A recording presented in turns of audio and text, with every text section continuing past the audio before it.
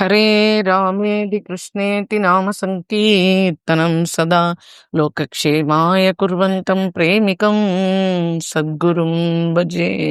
जय बोलो प्रेमिकेंद्र सद्गुरुनाथ महाराज की जय। सर्व संतनों की जय।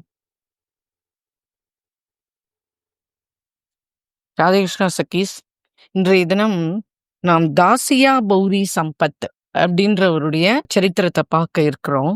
பூரியிலேருந்து 2 கிலோமீட்டர் தான் பாலிகிராம்னு ஒரு கிராமம் இருக்கு. அங்க வந்து இந்த ஆதிவாசிகள் அதிகம். அந்த ஆதிவாசிகளுடைய குலத்துல வந்து இந்த தாசியா பௌரி அப்படின்றவ அங்க வாழ்ந்துன்னு வரார். இவருக்கு ஒண்ணுமே தெரியாது. ரொம்ப அப்பாவி இவர். பக்தி என்ன, பாவம் என்ன அதெல்லாம் அவருக்கு ஒண்ணுமே புரியாது. அவருக்கு குழந்தை எல்லாம் கிடையாது. அவரும் அவருடைய மனைவி மட்டும்தான் குடும்பம் நடத்திட்டு வரா. பரம தரித்திராளா இருக்கா. அவருக்கு வேலை வந்து நெசவு தொழில் தான். ஏதோ அவரால முடிஞ்சது ஏதோ நெசவு பண்ணுவார். அத எடுத்துன்னு போய் போட்டு அதுல கிடைக்கிற சொல்ப பணம் தான் வரும். அந்த பணத்துல வச்சுட்டு அவர் குடும்பம் நடத்திட்டு வரார். பண்டிகை நாள்லாம் வந்ததுன்னா, அவர் என்ன பண்ணுவார், அங்க கிராமத்துல இருக்கிற பிராமணாள் வீடுலாம் இருக்கு இல்லையா? அங்கெல்லாம் போவார். போயிட்டு வந்து அங்க பண்ற பஜனைகள் எல்லாம் கேட்பார். அதெல்லாம் கேட்டுட்டு, அந்த அவருக்கு மனசுல ஏதோ ஒரு ஒரு பாவம் வரும். அப்படியே நெக்குருக அத கேட்பார் கொஞ்ச நாழி. ஆனா, அவருக்கு அதெல்லாம் எதுவும் புரியாது. ஆனா, அந்த பஜனைய கேட்டா அவருக்கு அது ஒரு சந்தோஷம் வரும் மனசுல. அதுக்காக வேண்டியே அந்த மாரி பண்டிகை நாள்லலாம் அந்த மாரி வாத்துக்கெல்லாம் போவார். போயிட்டு இப்படி கேட்டுன்னு இருப்பார். கொஞ்ச நாழி இப்படி உட்கார்ந்துருந்துட்டு எழுந்து வந்துருவார். அவருடைய ஜீவனமே இந்த நெசவு தொழில் தானே. அதுக்காக உழைப்பார். ந எப்போ சமயம் கிடைக்கிறதோ, அப்ப போய் ஊர்ல போய் இந்த கீர்த்தனங்கள்லாம் நடந்ததுன்னா, அதெல்லாம் உட்கார்ந்துட்டு கேட்பார், ரசிப்பார். ஒரு சமயம் அவருக்கு ஒரு குரு கிடைக்கிறார், தற்செயலா. அவர்கிட்ட வந்து எனக்கு இது மாரி ஒண்ணுமே தெரியாது. எனக்கு பக்தி தெரியாது. என்ன சொல்லணும்னு தெரியாது. என்ன பாடணும்னு தெரியாது. எதுவுமே எனக்கு தெரியாது. நான் அப்படியே இப்படி பரபிரம்மமா இருக்கேனே. நான் இவள்லாம் பக்தி பண்றத பார்த்தா, எனக்கு மனசுல அவ்வளோ சந்தோஷம் வருது. ஆனா எனக்கு எதுவுமே புரியல. நான் என்ன பண்ணுவேன் அப்படின்ன உடனே அவர் சொல்றாரு, அதெல்லாம் அப்படிலாம் இல்லப்பா. உனக்கு பகவான அடையணுன்ற ஆசை அந்த ஆத்மாக்கு உள்ள இருக்கிற ஆத்மாக்கு இருக்கு இல்லையா? அதனால நான் உனக்கு ஜெபம் எடுத்து வைக்கிறேன். நீ சதா ஹரே ராம ஹரே கிருஷ்ணா ஜெபம் பண்ணிட்டே வாப்பா. வேற ஒண்ணுமே வேண்டாம். துளசி மாலை அணிஞ்சுக்கோ கழுத்துல. கண்டி தான் ரொம்ப முக்கியம். துளசி மாலை இல்லாம இருக்கக்கூடாது. நெத்தியில வந்து இவெல்லாம் வச்சுக்கிறா பாத்தியா? அந்த மாரி திலகம் இட்டுக்கோ. இந்த மாரி நீ இந்த ஜெபம் பண்ணு. இது மாரி நீ பண்ணிட்டே வாப்பா. உனக்குள்ளேயே ஒரு பெரிய மாறுதல்கள் தெரியும். உனக்கு ஒரு சந்தோஷம் இதனால கிடைக்கும். அப்படின்னு சொல்லிட்டு சொல்றார். சரின்னு சொல்லிட்டு அன்னையிலேருந்து கண்டி போட்டுக்க ஆரம்பிச்சுட்டார். கழுத்துல துளசி மாலை என்ன, திலகம் வச்சுக்கிறது என்ன, தனியா போய் உட்கார்ந்துட்டு அவர் சொல்லிக் கொடுத்த ஜெபத்த சொல்லுவார். அவருக்கு என்னவோ அதுல ஒரு பெரிய தனக்கு என்னவோ பெரிய ஆஸ்தி கிடைச்ச மாரி அவருக்கு ஒரு சந்தோஷம் அதுல வரும். அப்புறம் அப்படி கொஞ்சம் பக்தாளோட சத்சங்கம் வச்சுக்கிறார். அப்புறம் ஹரிகதா நடக்கும் பக்கத்து ஊர்ல. அதுக்கு போவார். ஹரிகதா கேட்கறதுக்காக போவார். இப்படியே அவர் படிப்படியா அவருடைய ஆசைகள் இந்த ஆன்மீக வாழ்க்கையில உயர்ந்துட்டே வருது. அவர் ரொம்ப சந்தோஷப்படுறார். அ அப்ப என்ன நினைக்கிறார், இந்த ஹரி சம்பந்தமான எந்த விஷயம் கேட்டாலும் மனசுக்கு ஒரு சந்தோஷம் வருது இல்லையா? இதுதான் சத்தியம். இதுதான் பகவான்றத நான் உணர்றேன். ஜெபம் பண்ணாலும் எனக்கு சந்தோஷமா இருக்கு. இந்த மாரி பஜனை கேட்டாலும் சந்தோஷமா இருக்கு. இந்த மாரி சத்சங்கத்துல வந்து உட்கார்ந்துட்டு கதைகள் கேட்டாலும் சந்தோஷமா இருக்கு. எனக்கு உண்மையிலேயே எனக்கு குழந்தை இல்லன்ற அந்த கவலையே மறந்து போயிடுறது. எனக்கு வந்து இது ரொம்ப சந்தோஷமா இருக்கு. அப்படின்னு நம்ம இன்னும் நெறைய தெரிஞ்சுக்கணும், இன்னும் நெறைய தெரிஞ்சுக்கணும் அப்படின்னு சொல்லிட்டு அவருக்குள்ள ஒரு ஆவல், ஒரு உந்துதல் கிடைக்கும். இப்பல்லாம் அவர் வந்து எது கிடைச்சாலும், கிடைக்காட்டாலும் சந்தோஷமா இருக்கிறதுக்கு ஆரம்பிச்சுட்டார். மனநிறைவோட இருக்கார். அடிக்கடி நினைச்சுப்பார், என்னுடைய கர்ம வினைதான நான் இப்படி ஒரு தாழ்ந்த ஜாதியில போய் எனக்கு ஒரு ஒரு பிறப்பு கிடைச்சிருக்கு. ம் அ எ எ நான் நான் எப்படி பக்தி பண்ணுவேன்? என்ன ஹரி ஏத்துப்பாரா? அப்படின்னு அடிக்கடி தன்னைத்தானே கேட்டுப்பார். என்ன ஹரி ஏத்துப்பாரா? ஏத்துக்கிறாரா? அப்படின்னு கேட்டுட்டே இருப்பார். இப்போ வந்து பூரியில வந்து ரத யாத்திரை சமயம் வருது அந்த வருஷம். ஆயிரக்கணக்கான ஜனங்கள் ஊர் பூரா இருந்து அந்த இடத்துல குவிவா இல்லையா? நம்மளுக்கு இங்க பக்கத்துல தானே கொஞ்ச நேரம் பயணிச்சா நம்ம போயிடலாம் பூரி ஜெகநாதத்துக்கு. அப்படின்னு சொல்லிட்டு இந்த தடவை ஜெகநாதர் எப்படி ரதத்துல ஏறுறாருன்றத பார்க்கணுன்றது தான் இவருடைய ஆசையே. இவர் கிளம்புறார். கிராமத்துல இருக்கிற ஜனங்களும் கூட வரா. எல்லாருமா சேர்ந்துண்டு அந்த ஊர் ஜனங்கள் எல்லாரும் சேர்ந்துண்டு பூரி ஜெகநாத்துக்கு கிளம்பி போறா. பகவான் எப்படி இருப்பார் ஜெகநாதர்? நம்ம இது அவர் எப்படி இந்த ரதத்துல ஏறுவாருன்னு சொல்றாளே, அது ஏறுற சமயமா பார்க்கணுன்றது தான் எனக்கு ஆசை. இப்படிலாம் அவர் சொல்லிட்டு ஜனங்களோட பேசிண்டே வரார். பூரிக்கு வந்தாச்சு. பிரதான சாலை நல்லா அந்த தேர் போற ரத சாலை நல்லா பெரிய அகலமா இருக்கும் இல்லையா? அந்த பிரதான சாலையில ஒரு இடத்த பிடிக்கிறார். அந்த இடத்துல நின்னுக்கிறார்.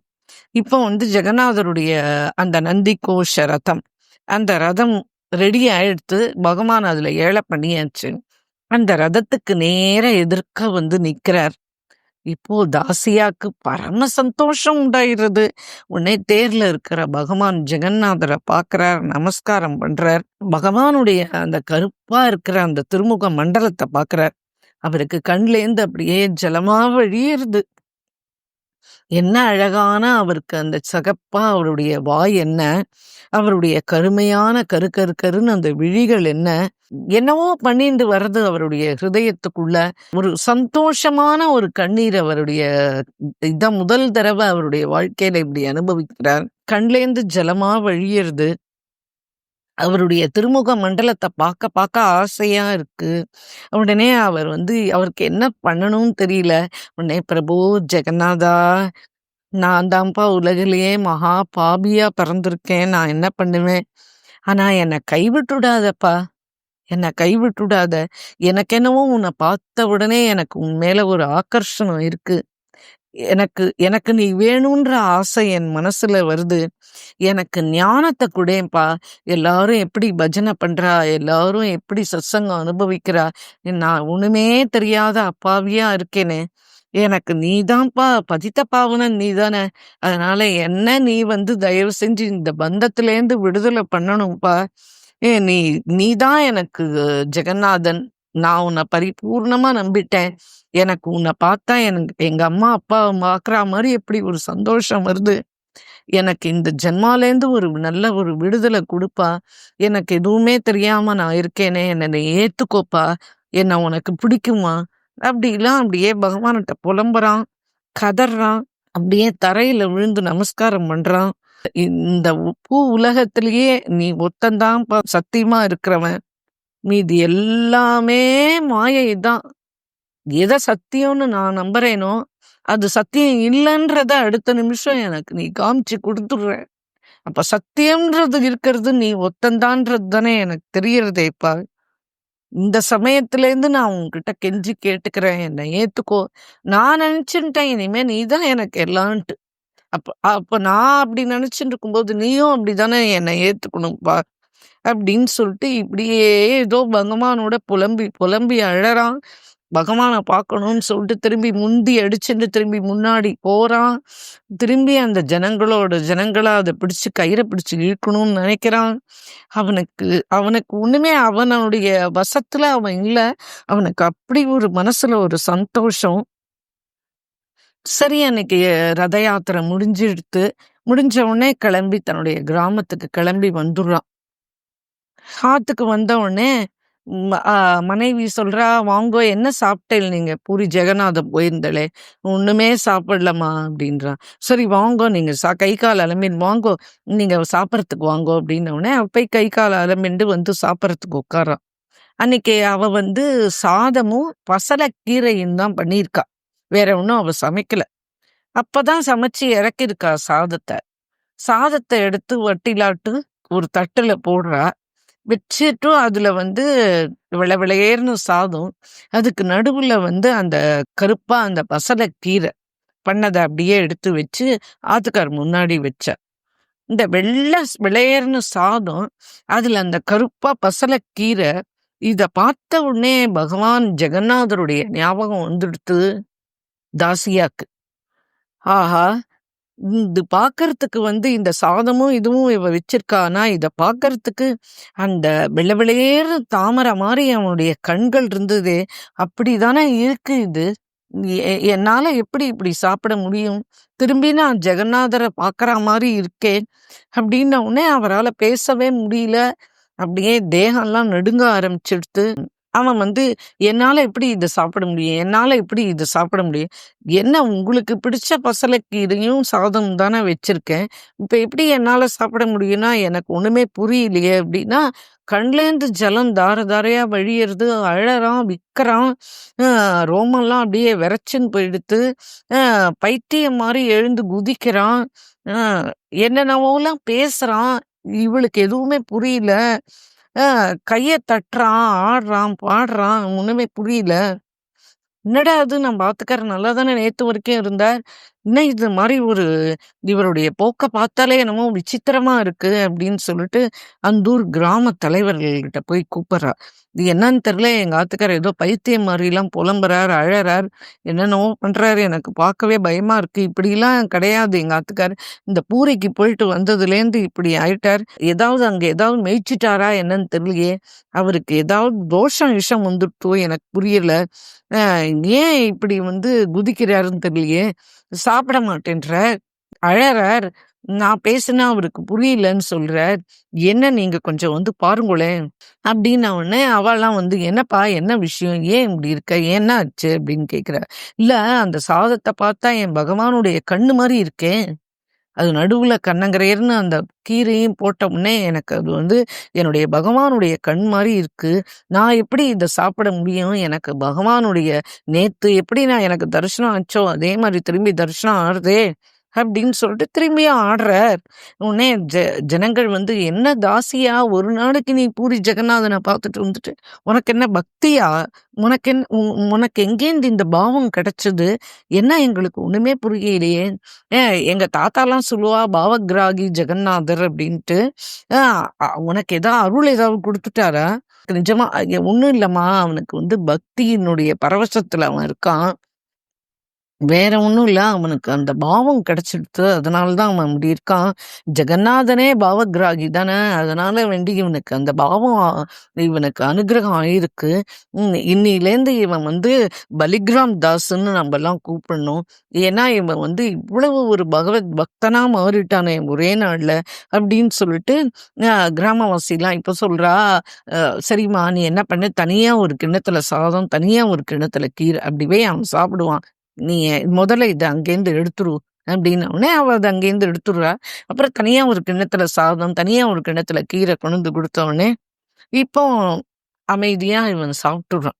அன்னிலேருந்து இவனுக்கு பேர் பலிகிராம் தாஸ்ன்னு ஆயிடுறது. எப்ப பார்த்தாலும் தனியா போய் உட்கார்ந்துப்பான். பகவானுடைய கண் அன்னைக்கு பார்த்தான் இல்லையா? அந்த கண் அப்படியே அவன் கண்ணுக்கு எதிர்க்க நிக்கும். அந்த ரத யாத்திரையின் போது அவ வாசிக்கிறா இல்லையா? மிருதங்கம், கரதாளம், மணி அந்த அந்த தெய்வீக நாதம் அந்த இது அடிக்கிறது, அது எல்லாமே இவருடைய காதுல ஒலிச்சுண்டே இருக்கு சதா. இவர் இதுக்கப்புறமா இவருக்கு லௌகீக விஷயம் எதுவுமே பிடிக்காம போயிடுத்து. இப்ப என்ன ஆயிடுத்து அப்படின்னா, அப்படியே ஏதோ வரைஞ்சு போன மாரி எதையோ யோசனை பண்ணிண்டு, அப்படியே ஒரு செவுத்து மூலையில போய் உட்கார்ந்துன்றார். அப்படியே அமைதியா எதையோ நெனச்சு நெனச்சு அழறார், சிரிக்கிறார், கை தட்டுறார். இப்படி இவர் ஜெகநாதனையே சதா நெனச்சுட்டு இருக்கார். அவரையே கண்ண மூடிட்டு தியானமும் பண்ண ஆரம்பிச்சுட்டாரு இப்ப. ஜெகநாதன் பக்த வத்சலன் இல்லையா அவன். அவனுக்கு பக்தனுடைய பக்தி பாவம் தான் முக்கியமே. பூரி ஜெகநாதத்துல கண்டு அவ மீதிக்கெல்லாம் 2வது பட்சமா தான் அங்க எல்லாமே. அங்க ஜாதி, இந்த சமயம் இதெல்லாம் அங்கெல்லாம் பார்க்கவே மாட்டா. அதே மாரி பகவான் சொல்றான், தானம் பண்றதோ, இல்ல தபஸ் பண்றதோ, இல்ல பூஜையோ, இல்ல புனஸ்காரமோ, இதெல்லாம் தீர்த்த யாத்திரையோ, இதெல்லாம் ஒரு மனுஷனுக்கு அப்ப வேணா சந்தோஷத்த குடுக்குமே கண்டு, அதெல்லாம் ஹிதத்த குடுக்காது. ம் தானம் பண்றதுனாலயோ, தபஸ் பண்றதுனாலயோ என்ன பலன்? தேவர்கள் எல்லாம் வழிபடுறதுனால என்ன பலன்? இதனாலெல்லாம் மட்டும் நம்ம பகவான அடைஞ்சிட முடியாது. அவர் கருணையின் இருப்பிடம். அவர் பாவக்கிராகி. நம்பிக்கையா நீ தான் எனக்கு வேணும் அப்படின்னு அவனுடைய நாமத்த சொல்லி நம்ம அவனுக்கு கண்ல 2 பொட்டு தண்ணி விட்டு ஜெகநாதா அப்படின்னு நம்ம கருணையா கூப்பிட்டுட்டோம் அப்படின்னா, அவன் உடனே நம்மளுக்கு வந்து பிரத்யக்ஷம் ஆயிடுவான். அவன் வந்து யார் கூப்பிடுறாளோ அவளுக்கு அவன் வந்து சொந்தக்காரனா ஆயிடுவான். அவன் தன்னையே குடுத்துருவான். இதுதான் ஜெகநாதனுடைய பக்தி பண்றதனுடைய ரகசியமே. இப்ப வந்து ராத்திரியும் பகலுமா தாசியா எப்ப பார்த்தாலும் ஜெகநாதனையே தான் நெனச்சுட்டு இருக்கான். அவனுக்கு அத தவிர வேற எத நெனச்சாலும் அவனுக்கு சந்தோஷம் வராது. ஆ ஒரு நாளைக்கு பகவானுடைய அ திருமுக மண்டலத்தையே நெனச்சுண்டு அப்படியே தூங்கி போறான். அப்ப வந்து தூக்கத்திலேயே அவன் வந்து பகவான ஸ்தோத்திரம் பண்றான். பகவானே எனக்கு உன்னுடைய சதுர்புஜத்தோட நீ எனக்கு தரிசனம் குடுக்கணும். அது முடியுமா? நீ அதுக்காக எனக்கு உன்னுடைய நீ கருணையான தெய்வம் தானே! எனக்கு நீ அதுக்கு அனுக்கிரகம் பண்ணுவியா? அப்படின்னு சொல்லிட்டு புலம்புறான். இன்னைக்கு என்ன ஆச்சு? இவன் இப்படி பகவான்ட்ட இப்படி இவன் கதறுறான் ராத்திரி. உடனே ராத்திரி பகவான் கர்ப்பகிரகத்திலேருந்து ஜெகநாதன் நேரா கிளம்பி புறப்பட்டு தாசியா முன்னாடி வந்துர்றான். தாசியா இப்ப மனங்குளிர இவர தரிசனம் பண்றான், பண்றான். அப்படி தரிசனம் பண்றான். நான் தேர்ல எப்படி பார்த்தேனோ, அதே மாரியே இப்ப எனக்கு தரிசனம் ஆறுதே! இப்ப என் முன்னாடி வந்திருக்கானே பகவான்! இப்படி நான் நேரா பார்க்கிறேனே! எ பிரம்மாலேந்து தேவர்கள், அசுரர்கள், யக்ஷர்கள், கந்தர்வர்கள் எல்லாம் அ யோகிகள், முனிவர்கள், பக்தர்கள் எல்லாம் அவன சதா அவனுடைய திருவடிய தானே சதா தியானிச்சுண்டே இருக்கா. ஆனா அவராலேயே பார்க்க முடியல அப்படின்னு சொல்லிட்டு அன்னைக்கு அவர் சத்சங்கத்துல சொன்னாரே. நானா ஒண்ணுமே தெரியாது. எனக்கு எதுவுமே தெரியாது. நான் பொறந்தது என்னவோ தாழ்ந்த குலம். எனக்கு என்னவோ குழந்தை குட்டிகள் கிடையாது. நான் எந்த பக்தி சேவையும் செஞ்சது கிடையாது. ஏதோ அந்த குருநாதருடைய அனுகிரகத்தினால இந்த நாம மந்திரத்த மட்டும் நான் சொல்லிண்டு வரேன். அவ்வளதான். ஆனா நீங்க லோகத்துக்கே ஜெகநாதராச்சே! நீங்க இப்ப என்னுடைய குடிசைக்கு வந்திருக்கேளே! அப்படின்னு சொல்லிட்டு கண்ணால ஜலம் விடுறான், அழறான். பகவான் வந்து மஞ்ச கலர்ல பீதாம்பரம் தரிச்சுண்டு வந்திருக்கான் என் முன்னாடி. பகவான் இப்ப பேச ஆரம்பிச்சுட்டான். "தாசியா, தாசியா" அப்படின்னு கூப்பிடுறான். ஆஹா! என்னன்னா கூப்பிடுறாரு பேர் வச்சு. நான் வந்து யோகிகள், ஞானிகள் இவளுடைய பின்னாடிலாம் நான் போறது இல்லப்பா. என்னை யாராவது பக்தியோட வழிபட்டு எனக்காக 2 சொட்டு கண்ணீர் விட்டு, சதா என்னையே தியானம் பண்ணிட்டு இருந்தானா, என் மனசு அவ பக்கம் போயிடும்பா. உன்னுடைய பக்தி பாவம் தான்ப்பா எனக்கு ரொம்ப பிடிச்சிருக்கு உன்கிட்ட. உனக்கு அது தெரியலையே, இது தெரியலையே நீ அழும்போது எனக்கு மனசு கஷ்டமா இருக்குப்பா. ஆனா நீ என்ன வேணா நெனச்சுக்கோ, நீ என்னுடைய பிரிய பக்தனா ஆயிட்ட. நான் உனக்கு ஏதாவது வரம் குடுக்குறேன். என்ன வரம் வேணும் கேளு அப்படின்னு. உடனே தாசியாக்கு ரொம்ப சந்தோஷமாயிடுத்து. இப்ப எழுந்து உட்கார்ந்துட்டான் அவன். பிரபு, நான் எப்பவும் கேட்கறது உங்களுடைய திருவடி சம்பந்தம் தான். எனக்கு வந்து உங்க உங்க திருவடிய சதா நான் நினைச்சுட்டே இருக்கணும். என்ன நீங்க எப்பவும் ஆசீர்வதிக்கணும். நான் வந்து மறந்தும் கூட உங்களுடைய திருவடிய மறந்து போயிடக்கூடாது. சதா நீங்க வந்து உங்களுடைய திருவடியோட என்னுடைய இருதயத்துல சதா பிரகாசிச்சுட்டே இருக்கணும். நான் உங்கள எப்ப தியானம் பண்றேன்னா, உடனே நீங்க எனக்கு தரிசனம் தரணும். இத தவிர எனக்கு வேற ஒண்ணுமே வேண்டாம்." அப்படின்னு சொல்றான். இத கேட்ட உடனே பகவான் வந்து ம சொல்றார், "அப்பா உன்னுடைய வாழ்க்கை வந்து இப்போ வந்து நான் ஆசீர்வாதம் பண்ணிட்டேன். நீ கவலையே படாத. நீ எப்ப பூரிக்கு போறியோ, அப்ப நீ வந்து கோபுரத்தினுடைய உச்சிய பாரு. அங்க வந்து சுதர்சன சக்கரம் நீல கலர்ல சக்கரம் இருக்கும். அந்த இடத்துல நீ அங்க பார்த்தியான்னா, நான் உனக்கு அங்கேருந்து காட்சி குடுப்பேன்ப்பா." அப்படின்னு சொல்லிட்டு, "இதுதான் நான் உனக்கு தர வரம்." அப்படின்னு சொல்லிட்டு அங்கேருந்து மறைஞ்சு போயிறான். ஒரு நாளைக்கு என்ன பண்றார், பலிகிராம் வந்து இவர் வந்து துணி விக்கிறதுக்காக ஒரு பிராமணருடைய வீட்டுக்கு போறார். அந்த வீட்ல வந்து ஒரு தென்னை மரத்த பார்க்குறார். அதுல ஒரு நல்ல தேங்காய் ஒண்ணு வந்து ரொம்ப நன்னா காய்ச்சிருக்கு. அவன் கேட்குறான், ம் அ தாசியா கேட்டான், "அந்த தேங்காய எனக்கு நீங்க தருவேளா?" அப்படின்னு சொல்லிட்டு அந்த பிராமணன்ட்ட கேட்குறான். உடனே, "எதுக்கு தேங்காய்?" அப்படின்னு கேட்கிறாரு அவர். "இல்ல நான் இத வந்து பகவான் ஜெகநாதருக்கு வந்து காணிக்கையா குடுக்கணும்னு சொல்லிட்டு விரும்புறேன். அதனால இந்த தேங்காய பார்த்தோனே என் மனசு வந்து ஜெகநாதனுடைய ஞாபகம் வந்துடுத்து. அவனுக்கு சமர்ப்பிக்கணும்னு தோணிடுத்து. அதனால நீங்க என்ன விலையா இருந்தாலும் பரவால்ல நான் குடுத்து இத வாங்கிக்கிறேன்.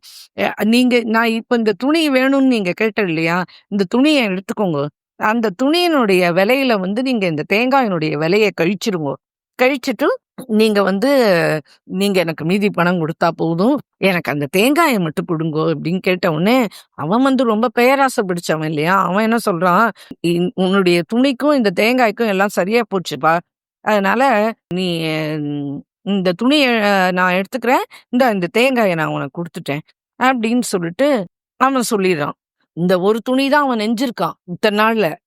இத வந்து வித்தா தான் அவன் ஏதாவது வீட்டுக்கு சாமான் வாங்கிட்டு போ முடியும், மளிகை சாமான். ஆனா அவனுக்கு இந்த தேங்காய பார்த்ததுல இஷ்டம் வந்ததுனால, இப்ப மளிகை சாமான் வாங்கிட்டு போணுன்றதெல்லாம் மறந்து போயிடுத்து அவனுக்கு. அவன் அத பத்தி கவலையே படல. "சரி நீங்க துணிய எடுத்துக்கோங்க, தேங்காய மட்டும் குடுங்க நான் கிளம்புறேன்" அப்படின்றான்.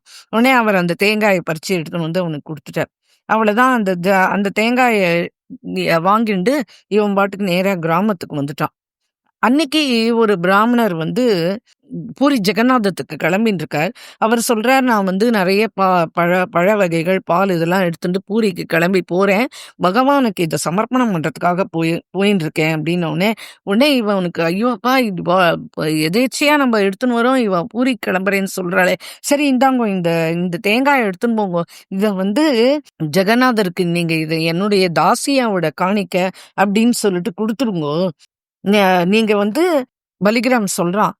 இந்த தேங்காய நீங்க எடுத்துன்னு போய் இந்த காணிக்கையெல்லாம் உங்களுதெல்லாம் நீங்க செலுத்துற இல்லையா? அதுக்கப்புறம் இந்த காணிக்கைய நீங்க குடுங்கோ. இந்த தேங்காய வச்சுண்டு கருட ஸ்தம்பம் இருக்கு இல்லையா? அதுக்கு பின்னாடி நின்னுண்டு உங்களுடைய பக்தன் இருக்கானே, பலிகிராம் தாசியா இருக்கான் இல்லையா? அவன் வந்து இந்த தேங்காய குடுத்துருக்கான். நீ இத வாங்கிக்கோ அப்படின்னு நீங்க சொல்லுங்கோ. பகவான் வந்து தன்னுடைய கரத்த வந்து 2 கையையும் நீட்டி இந்த தேங்காய வாங்கிப்பார். அப்படி அவர் வாங்கிக்கலன்னா, நீங்க இந்த தேங்காய திரும்பி கொண்டு என்கிட்டயே குடுத்துருங்கோ." அப்படின்னு சொல்றார். பிராமணர் சிரிக்கிறார். எங்க பகவான் வருது, எங்க கைய நீட்டுறது, வாங்கிக்கிறது. இவன் என்ன இப்படி இருக்கானே, இவன் எப்பவுமே இப்படிதான் அப்படின்னு சொல்லிட்டு அவன பத்தி சிரிச்சுட்டு, அத வாங்கின்றார். அவனுடைய சந்தோஷத்துக்காக அத வாங்கின்ட்டு, அவர் பூரிக்கு கிளம்பி போயிட்டார். பலிகிராம் தாசியா வீட்டுக்கு போயிட்டான். பொண்டாட்டி கேட்கிறா, "என்ன ஏதா வாங்கின்னு வந்தேளா?" "இல்லம்மா நான் வித்துட்டேன். ஆனா அது வந்து தேங்காய் ரொம்ப நன்னா இருந்தது. அத வந்து நானு அ ஜெகநாதனுக்காக அந்த தேங்காய வாங்கிட்டு வந்தேன். அந்த தேங்காய் வந்து இந்த ஆத்துக்கு எடுத்துன்னு வரலான்னு தான் நெனச்சேன். வழியில பாத்தானா ஒருத்தர் வந்தார். அவர் வந்து அவர் பிராமணர். அவர் வந்து பூரி ஜெகநாத்துக்கு போயின்ட்டுருக்காரு. பழங்கள், பால்லாம் எடுத்துன்னு போயின்ட்டுருக்கார். நான் சொன்னேன், "என்னுடைய தேங்காயையும் எடுத்துன்னு போய் இந்த பலிகிராம் தாசியா குடுத்தான்னு குடுங்கோ, அவர் வாங்கிப்பார்" அப்படின்னு சொல்லி குடுத்துட்டேன். அச்சோ! நீங்க என்ன இப்படி ஆயிட்டாளே! ஒரு மாசத்துக்கெல்லாம் ஒரு துணி தான் நெய்கிறேன். அந்த காசையும் ஆத்துக்கு கொண்டு வராம நீங்க இப்படி பண்ணா நான் எப்படி உங்களுக்கு நம்ப சமைச்சு சாப்பிட முடியும்? இப்படி பண்றேன்னா அவ வெய்யறா. அப்புறம் இவர் என்ன பண்றார், கொல்லைக்கு போயிடுறார். கொல்லை பக்கம் போயிடுறார். நான் அன்னைக்கு என்ன ஆறுது, அ பகவான் அ ஜெகநாதருக்கு என்ன பூஜை பண்ணணுமோ, அதெல்லாம் கோயிலுக்கு வர்றாரு அந்த பிராமணர். எல்லாத்தையும் முடிச்சுட்டு, தன்னுடைய பழம், பால் எல்லாம் எடுத்துன்னு வந்ததெல்லாம் அவள்ட்ட சமர்ப்பணம் பண்ணிறார். அப்புறம் இந்த பலிகிராம் தாசிய அவரு திரும்பி வரும்போது தான் அவருக்கு ஞாபகம் வருது. சரி இவன் குடுத்தானே தேங்காய், அத எடுத்துன்னு போய் நம்ம சுவாமி கிட்ட குடுக்குறோம். என்னதான் நடக்கிறதுன்னு பார்ப்போம். அப்படின்னு சொல்லிட்டு கருட மரத்துக்கு அவன் சொன்ன மாரியே கருட ஸ்தம்பத்துக்கு பின்னாடி போய் நின்னுக்கிறான். ஆ பலிகிராம் தாசியா இந்த மாரி உங்களுக்கு ஒரு தேங்காய காணிக்கையா குடுத்துருக்கார். நீங்க வந்து தயவு செஞ்சு நீங்க இத வந்து வாங்கிக்க வேண்டியது. அ இல்ல நீங்க வாங்கிக்கலன்னா நான் திரும்பி எடுத்துன்னு போயிடுவேன். அப்படின்னு சொல்லிறார். வரமாட்டார் பகவான் அப்படின்ற இதுல வந்து இவர் இப்படி பேசுறார் பகவான்ட்ட. உடனே பார்த்தோன்னா 2 கை மட்டும் வருது இவருக்கு எதிர்க்க. ஆ கர்ப்ப கிரகத்திலேருந்து பகவான் வந்து தன் கைய நீட்டுறான். பிராமணர் வந்து பிராமணன் கையில தேங்காய் வச்சுட்டுருக்கான் இல்லையா? தானே அந்த தேங்காய எடுத்துன்ட்டான் பகவான். இந்த பகவான் ஜெகநாதருக்கு அந்த தேங்காய் காணிக்கையா போயிடுத்து. அவனுடைய திடமான நம்பிக்கைய யோசிச்சு பார்க்கிறார் பிராமணர். இவன் என்னவோ நெனச்சோம். இவன் என்னடா இது? இவன் இப்படி இருக்கானே! இது நிஜமாவே பகவான் எடுத்துன்ட்டானே! அப்படின்னு சொல்லிட்டு அவனுடைய அவனுடைய பக்திய நெனச்சு உருகி போறார். ஆனா, இந்த பக்தி இப்பேற்பட்ட இந்த இந்த செயல் நடந்ததே, இது லக்ஷ்மி தேவிக்கு கூட புரியாதாம். ஏன்னா, என்னடா அங்கேயே கத்துறார் பிராமணர். "பலிகிராம் தாசியா, என்னடா நீ உன்னுடைய பக்தி இப்பேற்பட்ட பக்தியா இருக்கு. பகவான் வந்து இப்படி கைய நீட்டி நீ குடுத்த தேங்காய வாங்கின்ட்டானே நீ சொன்ன மாரியே. பயங்கர புண்ணியசாலி ஆயிட்ட. நான் தினம் ஆத்துல வந்து இப்ப ஸ்ரீ சுக்தம், புருஷ எல்லாம் சொல்லி சகஸ்ரநாமம் படிச்சு, பகவத்கீதை படிச்சு, நான் இவ்வளவு பண்றேன். என்கிட்ட பகவான் பிரசன்னம் ஆகல. நீ குடுத்த தேங்காய இப்படி வாங்கின்ட்டானே நிஜமாவே கைய நீட்டி.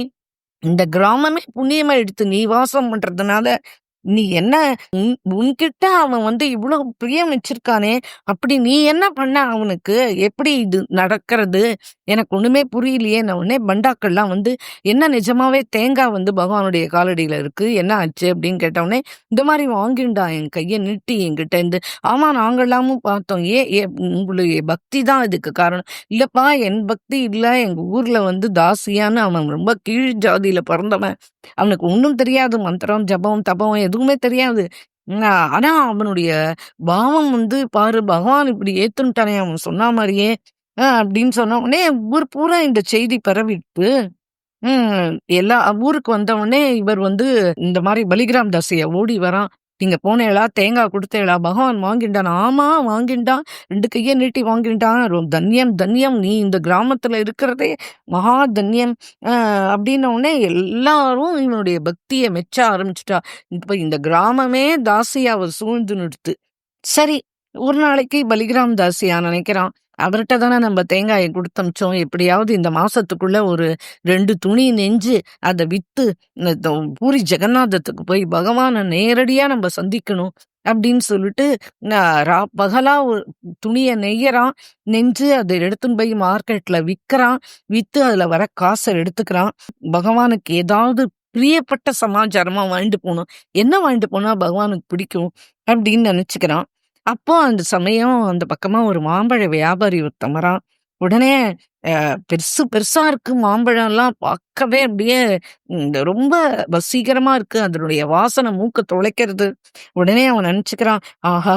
இவ்ளோ பெரிய மாம்பழமா? இது என்ன பணமானாலும் பரவால்ல. இத வாங்கிட்டு போய் பகவான் ஜெகநாதனுக்கு நம்ம மாம்பழம் வச்சே ஆகணும். அப்படின்னு சொல்லிட்டு இவன் என்ன பண்றான், இந்த ரூபா என்கிட்ட இவ்ளோ ரூபா இருக்குப்பா. நான் வித்து வந்த ரூபா. இந்த ரூபாய்க்கு நீ எவ்வளோ பழம் குடுக்குறியோ குடுப்பா அப்படின்ன உடனே, பார்த்தா எக்கச்சக்க பணம் குடுத்துருக்கான் இவன். அவன் என்ன பண்ணான், ஒரு 40 மாம்பழத்த எண்ணி கையில வச்சான். அவன் கிடுகிடுன்னு கிளம்பி போயிட்டான். எங்கேயாவது திரும்பி பணத்த கேட்டுற போறாளேன்றதுக்காக வேண்டி, அந்த மாம்பழ வியாபாரி நடைய கட்டிட்டான். இவன் 40 பழமா? ஆஹா! அப்படின்னு ஒரு கூட நெறைய பழத்த வச்சுண்டு, அ ரொம்ப சந்தோஷமா பூரிக்கு கிளம்பி போயிட்டான். ஆத்துக்கே வரல. அப்படியே நேரா பூரிக்கு போயிட்டான். சிம்மத்வாரத்துக்கிட்ட வந்து பண்டால்லாம் பார்க்குறா. பார்த்துட்டு எல்லாம் அவன் பின்னாடி போறா.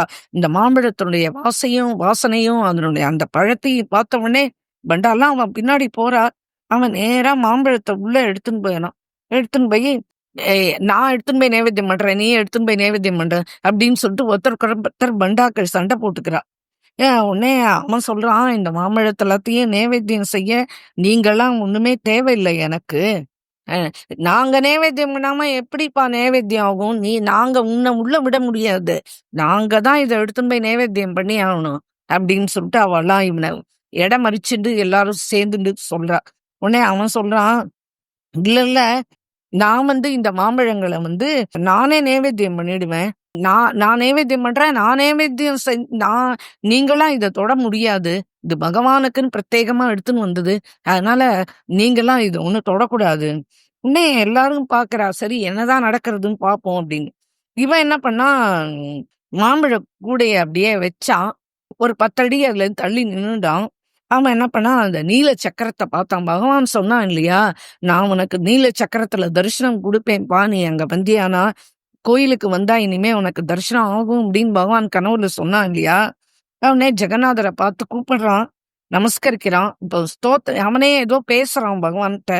"இதுதான் வந்து என்னுடைய இந்த மாச சம்பளம். இதுல நான் உங்களுக்கு எல்லா மாம்பழத்தையும் வாங்கின்னு வந்துட்டேன். இந்த மாம்பழம் பூரா உங்களுடைய சொத்து. அதனால நீங்க இத எடுத்து நீங்க மனசார இத சாப்பிடணும்.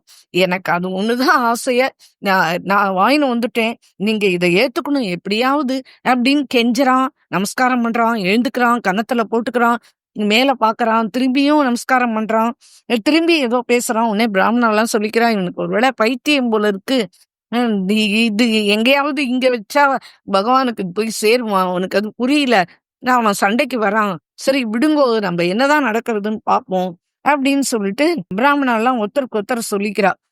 என்னதான் நடக்கிறதுன்னு பார்ப்போம் நம்ப அப்படின்னு சொல்லிட்டு. இப்ப என்ன பண்ணான் பலிகிராம் தாசியா, தானே கையில 2 பழத்த எடுத்து வச்சுன்ட்டான். எடுத்து வச்சுண்டு, இந்த நீல சக்கரத்துக்கிட்ட கீழேருந்து அப்படி காமிக்கிறான். அவ்வளோ உயரத்துல 1000 அடி உயரத்துல இருக்கு அந்த கோபுரம். அப்படியே காமிக்கிறான். காமிச்சு, "எடுத்துக்கோப்பா ஜெகநாதா, நான் உனக்காக தான கொண்டு வந்திருக்கேன். எடுத்துக்கோப்பா" அப்படின்றான். உடனே அந்த மாம்பழம் 2ம் கையிலேருந்து மறைஞ்சு போயிடுத்து. கையிலேருந்து அந்த 2 மாம்பழம் மறைஞ்சு போயிடுத்து. அங்க மேல ஜெகநாதருடைய கையில போயிடுத்து. இப்படி இந்த 40 மாம்பழமும் கூடையில இருக்கிற 2 மாம்பழமா இவன் எடுத்து வச்சுக்க, அப்படி அப்படியே மறைஞ்சுட்டே வருது. ஜெகநாதர் ரொம்ப சந்தோஷமா அந்த மாம்பழத்தை, இவனுடைய பாவம், அந்த மாம்பழம் 2த்தையும் பகவான் சுவைச்சு சாப்பிட்டுறான். பகவானுடைய தன்மை அதுதானே. அவன் அந்த பாவத்த மட்டும் தான் பார்ப்பான். இவனுடைய பக்தியோ, குலமோ, இல்ல இவனுடைய ஜபமோ, தபஸோ, சாதனா பக்தியோ, அது எல்லாத்தையும் அவன் என்னைக்குமே பார்க்கறது இல்ல இல்லையா? பகவான் அ நீ தாழ்ந்த குலத்திலேயே பிறந்துரு, இல்ல பெரிய உயர்ந்த குலத்துல பிறந்துரு. அதெல்லாம் அவனுக்கு ஒண்ணும் பொருட்டே கிடையாது. அவனுக்கு பக்தி தான் முக்கியம்.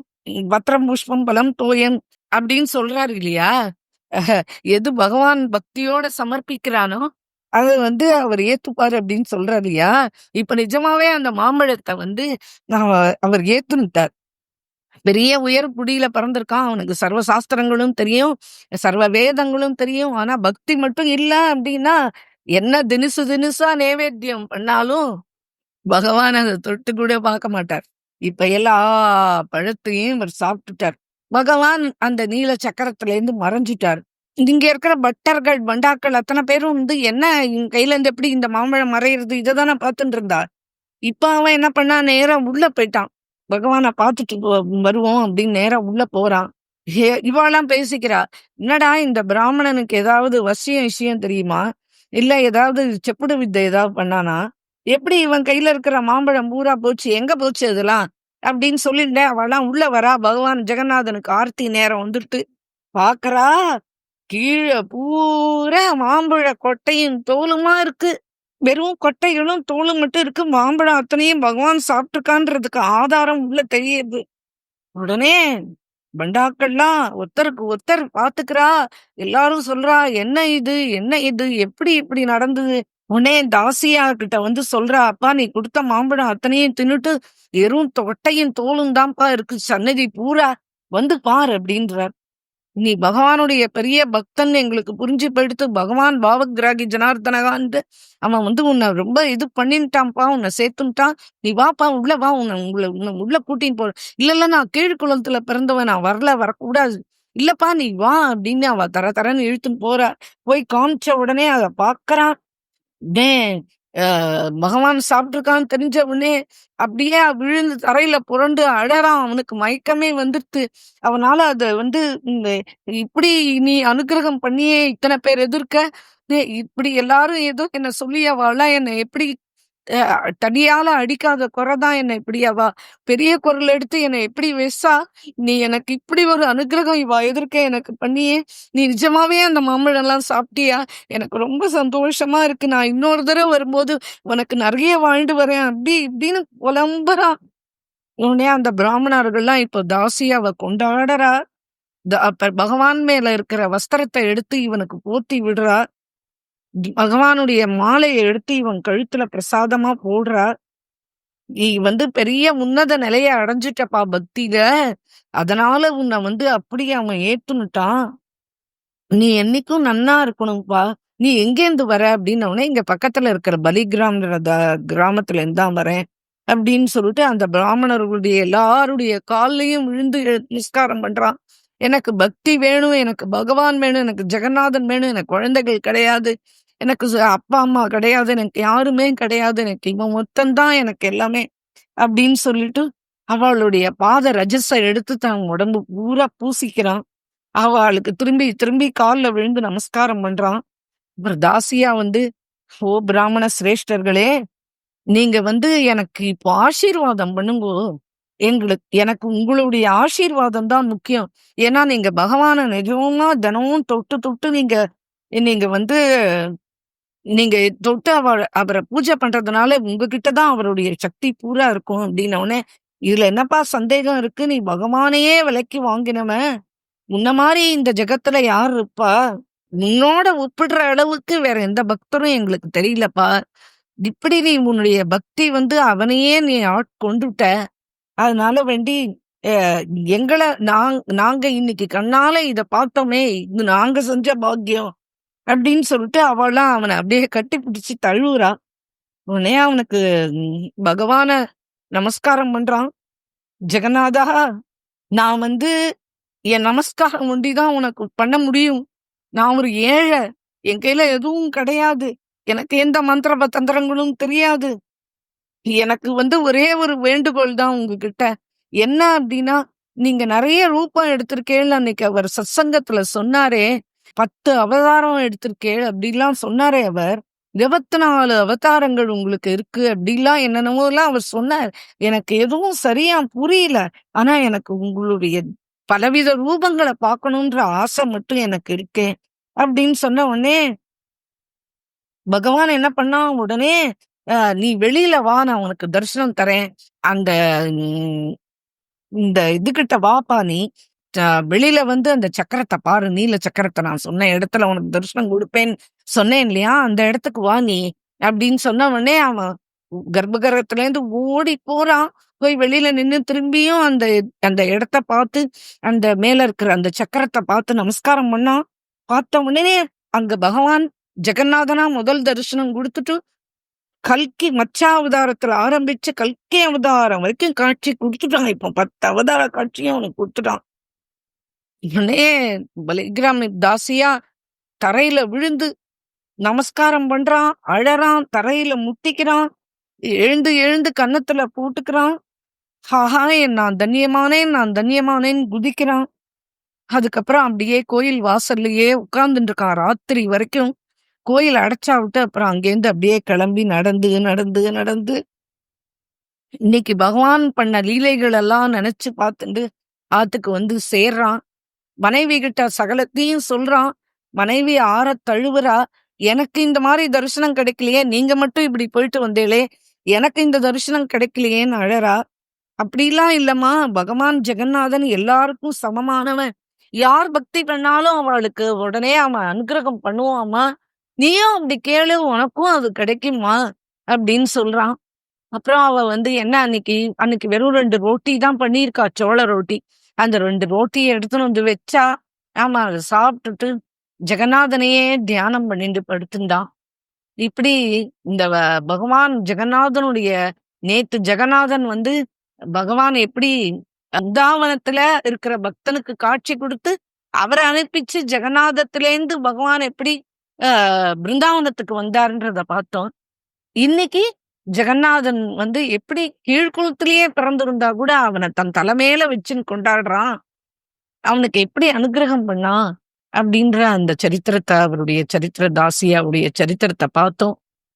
இது எல்லாமே கிருஷ்ணனுடைய கிருபை, ஜெகநாதனுடைய பூர்ண அனுக்கிரகம், ஸ்ரீ அண்ணாவுடைய அனுக்கிரகம். ராதே கிருஷ்ணா சதீஷ் என்ற ஏகாதசி தினம் அதுவுமா அவர ஸ்மரிச்சுக்கிற பாக்கியம் நம்மளுக்கு கிடைச்சது. जय बोलो श्री जगन्नाथ भगवान की जय। प्रेमिकेंद्र सद्गुरुनाथ महाराज की जय। सर्व संतनों की जय। राधे कृष्ण।